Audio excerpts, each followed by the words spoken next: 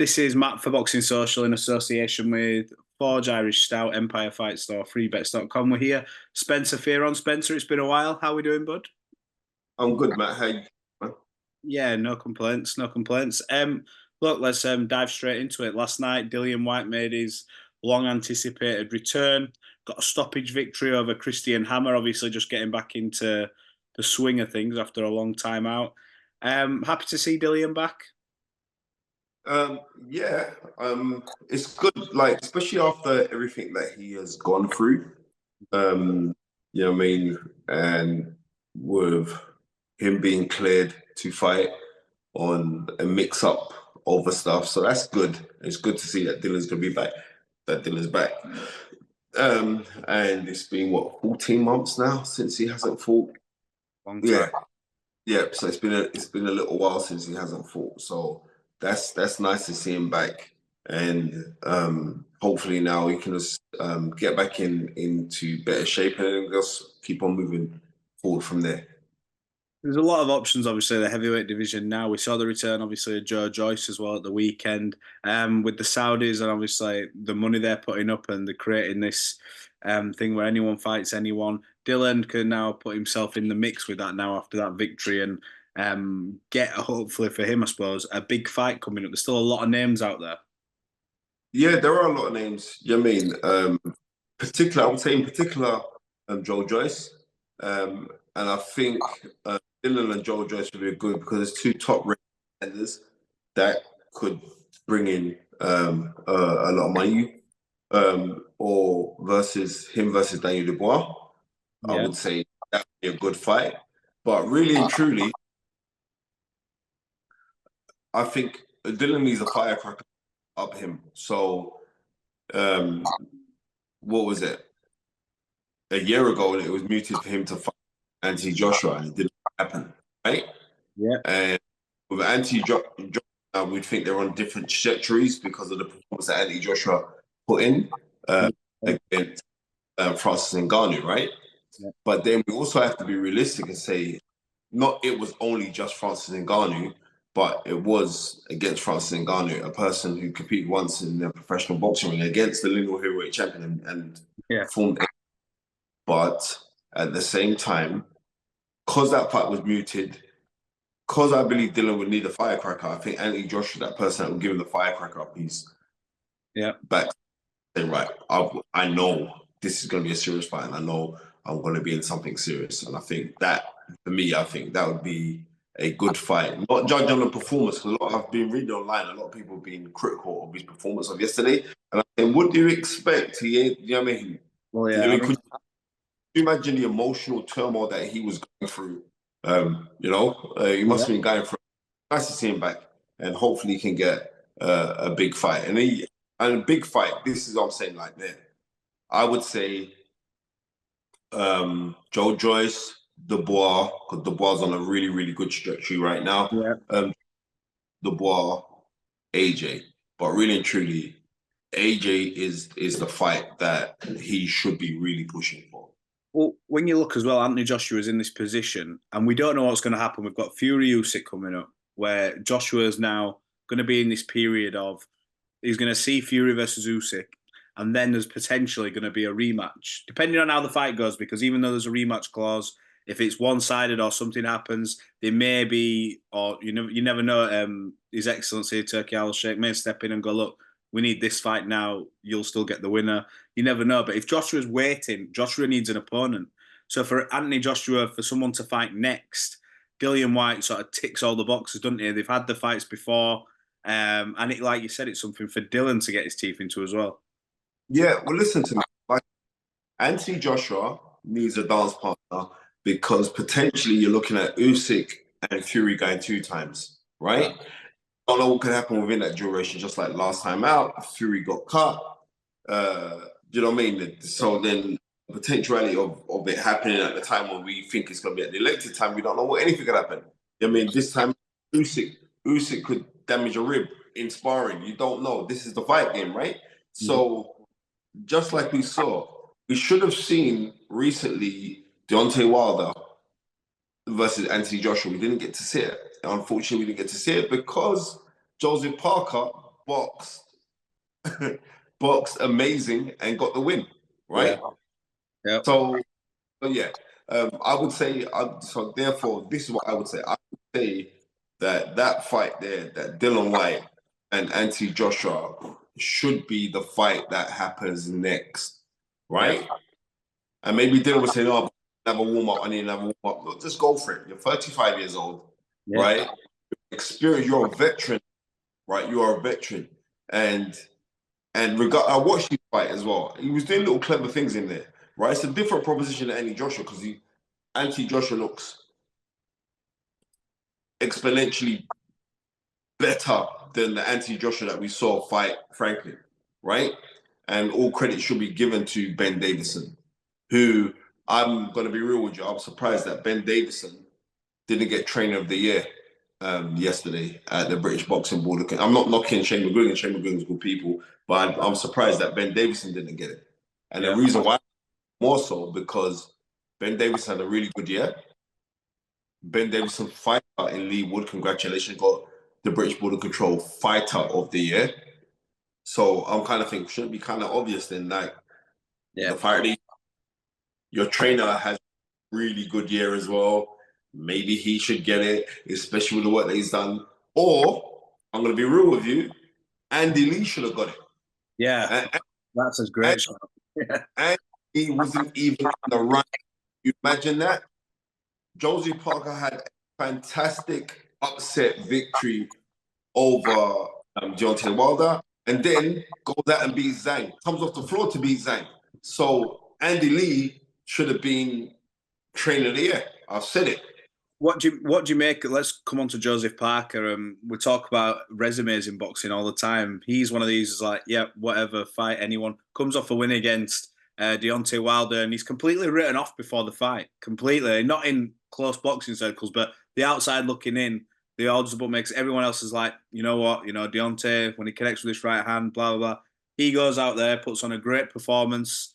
He looks like he's getting consistently a little bit better under Andy Lee as well. That their relationships, it's a close one. You can tell that Joe's how close knit they are. And then he goes and fights Zhang and gets caught on the bridge of his nose early on in the fight, climbs off the deck twice and still manages to get a victory.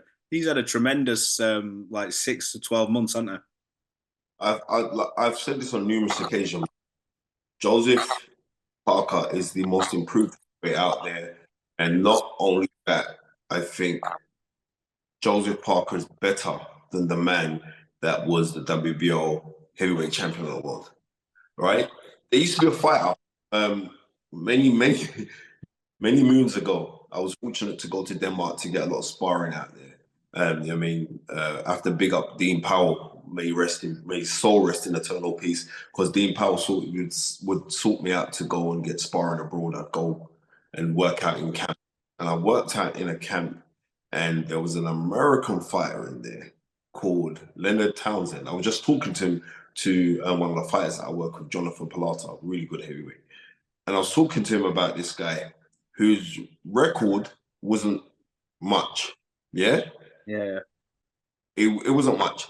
But the things that he could do in the gym when I was there, like he used to go around the whole world. He used to spar with a lot of good guys like Costa Zoo.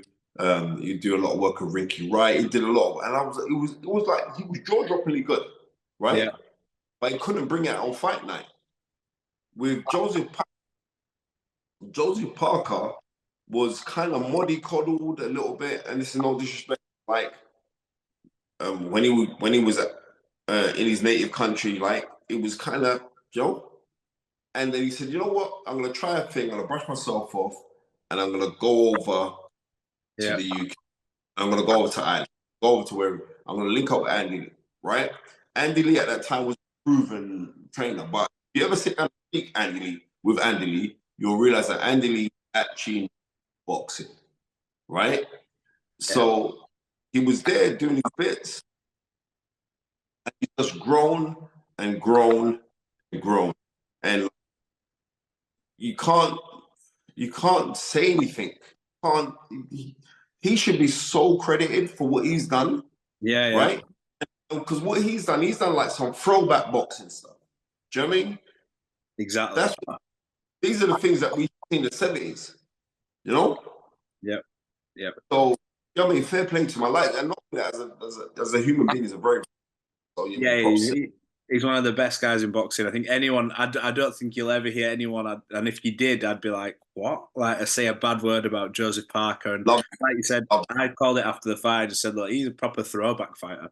He's the type of guy who's going to change this current game where fighters, encourage them to take these other fights with other dangerous fighters. To get this mentality of, undefeated. Right? See, it doesn't change. Like, his stock's gone up. His stock's gone up. Of course it has. And you know what? And it's also to the fact of you're in professional boxing, take the challenges, right? Yeah. Joseph Parker's been right, I'm going to take the challenges. Well, you don't think I'm going to win? All right, I'm going to take the challenges.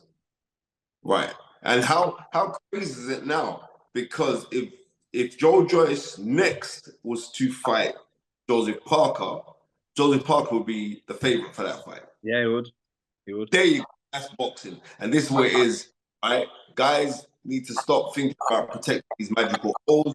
Guys need to go back to the old school. And Joseph Parker has gone back to the old school. Joseph Parker loses to Anthony Joshua in his first fight back. He goes in with Dillian Whyte. Yeah. You know what I mean? Yeah. So, big up Joseph Parker. Look, there's a lot that happened over the weekend. Obviously, we'll just touch on it briefly. We've got Nathan Heaney in a good British title fight. A fantastic fight, actually. With Brad Pauls, that come off of as obviously it was a draw. Did you manage to catch that at all this weekend? Unfortunately, I didn't see it. I saw Nathan Heaney yesterday, the Boxing Writers Awards, and I also saw Gareth A. Davis having a word with him. But Nathan Heaney, I like the fact that we're talking about throwback guys as well.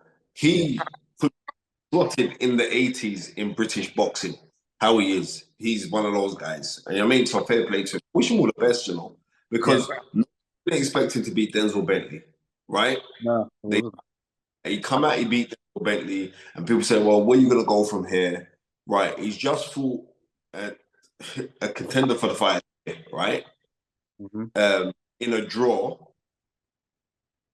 And you know what I mean? Like I said, it's about being in the fights that matter. So you know what I mean? Fair play to them. I want to touch on this for you. So we know this fight's not done, but whilst I was in Saudi Arabia and sort of that transition of the last day or so, came out that reported, and this is obviously a rumor, so I'm not saying this is confirmed, but apparently it did come from the horse's mouth. Chris Eubank Jr., Terence Crawford. I find that a bit weird, if I'm honest with you. It's not gonna. Bro, I'm not going to entertain futile, stupid conversation. Listen. Chris Eubank Jr. is very, very clear. You know why? Because you know who his dad was? His dad was a master manipulator. Yeah. Right? Master psychologist. His dad. Yeah. Right? That far from the tree. Okay. Oh, by the way, Conor Benn could be fighting Manny Pacquiao. Yeah. All right, then. So what am I going to do to kind of trump that? I'm sitting down here saying, well, what am I going to do right now?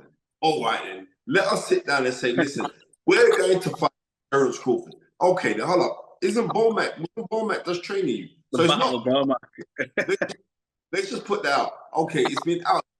It's been out on Eubank's page, and quite a few people have posted it out. I haven't seen it posted by Terence Crawford. Okay? Right. And matter of fact, it's too early now. I'll talk to Terence right now. I haven't even bought this is how disinterested I am in that rumor that I haven't even picked up the phone to ring Terence Crawford. Okay? Because you know you regularly on the fighting, right? He picks up. He's like, yeah. Is this right? No. Nonsense. Absolute nonsense. But you know what? I could absolutely be wrong here. You know what I mean? And something could be happening. But come on, let's be real. That's not gonna happen. Who's gonna put the money up for it? Right? End of the day, Chris Eubank Jr. is now a free agent. He's no longer working with the Southlands. We've seen that, right? Yeah. Right. So obviously he's a free agent. He's doing these things himself now. And we go, let's be real. That fight is not going to happen. All this came on the same day as we saw. I remember traveling to the event. We saw the Mike Tyson Jake Paul thing come out, which crazy enough. We saw the fight with what we've just mentioned there. And then when we get there, you see Pacquiao and Benn, and it's like, what the hell is going on? Pacquiao Benn seemingly does look like something is going to happen there. What do you make? Right. Just touch on that then. What do you make of that? What I make of it, Manny Pacquiao's a legend, right? Manny Pacquiao, he is a legend of the game. Yeah? Yeah. And styles do make fights, right? Yeah. But if Conor Benn was to beat him, would it be like oh my goodness gracious? It wouldn't be, right? We're just gonna be real with it. You know what I mean? It wouldn't be. You'd be beating a former legend, right? But it'd still be a good fight. It'd still be because of their styles would contrast each other. But I think Conor could be a little bit too youthful for Manny Pacquiao. But one thing for certain is Manny Pacquiao can still bang. So you don't be walking into one from Manny Pacquiao, because Manny Pacquiao will knock you out. But I think like Manny Pacquiao knows a lot. He's very clever. You know what I mean? Forget about he's a very clever guy, right? But it's been a few years now. Like his standout win, that was an incredible win to me when he beat Keith Thurman. Yeah. Which at that time of his career. Yeah, that time of his career. Wow. Right. So, but on these fights here, I would rather see Conor Benn fight Chris Eubank Jr. Yeah. Right? That's the fight that I would like to see. Forget about you. Just fight Eubank. Eubank, they need to get on that. Yeah. I think we could be looking at seeing that at some point. I think there's too much money involved for it not to. Well, we'll see. Well, look, Spencer, appreciate you giving us some of your time as always. Interesting. Okay, my bro. Matt, you take care. God bless. Appreciate your time, brother. Thank you. Love.